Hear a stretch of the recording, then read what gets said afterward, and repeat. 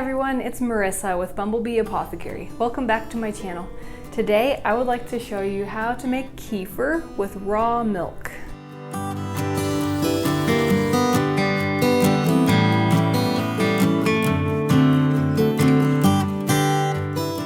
Why would we want to make kefir?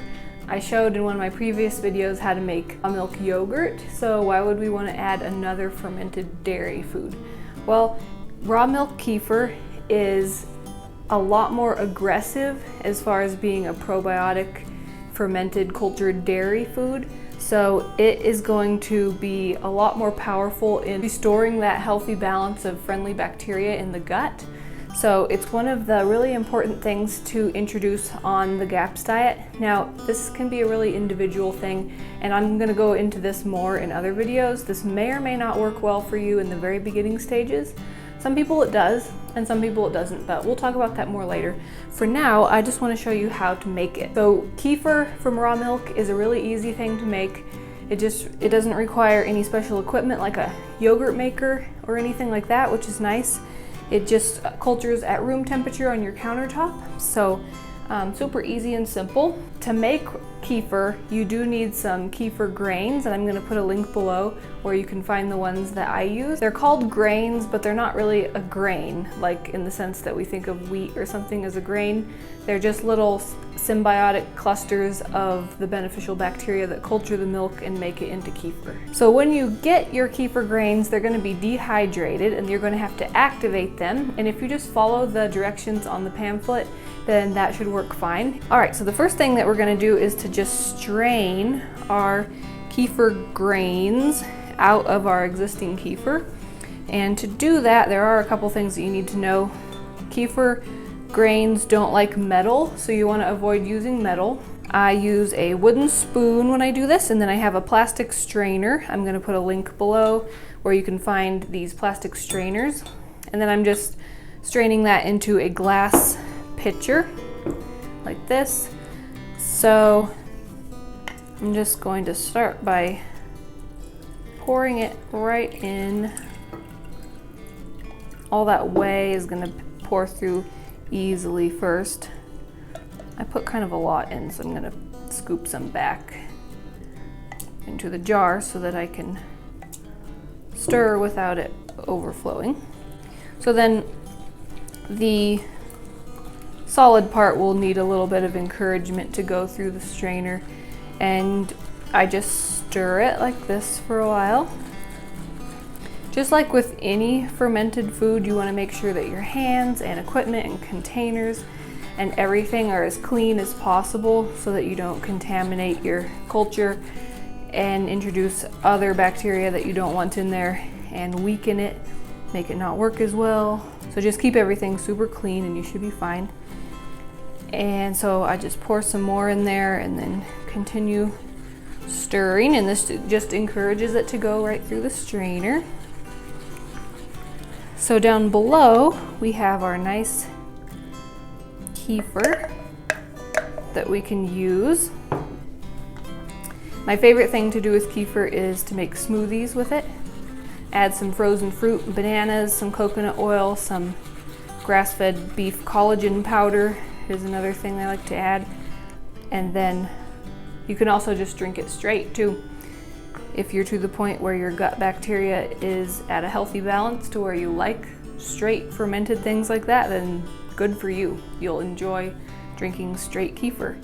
So then what's left in our strainer is going to be a little pile of our kefir grains, as we call them.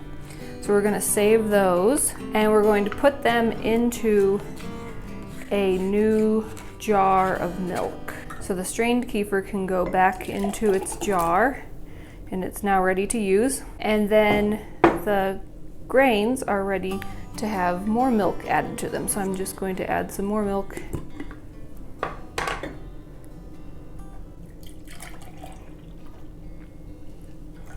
Stir that around gently, and then put a lid on that so that it can sit on the counter and make more kefir. It's going to produce gases as it sits, so you want something to where that can escape easily. So I like to use these pieces of organic cotton muslin, and I just cut them into a square and then put them on with just a canning ring, and that works really well. You can also use a rubber band. I just usually have trouble finding rubber bands around my house, so I found that this canning ring works really nicely. So then we just let it sit on our counter. The time that it takes to culture depends on the temperature in your home. If it's summertime like it is now and you don't have a super cold air conditioning running, then it's going to be pretty fast, probably less than 24 hours, maybe as fast as like 8 or 12 hours. You just kind of have to keep an eye on it. You'll know when it's nice and thick that it's cultured and ready to be strained again. In the winter time, if it's a lot cooler, then it can take longer, sometimes up to 2 days or so. You just kind of, again, have to watch it and just see how long it takes. Some quick troubleshooting that you might run into when you're making kefir. If it's not thickening up, then just increase the time that it's sitting on the counter. That's all you have to do. Another thing that you can try is making sure that you use the freshest milk possible.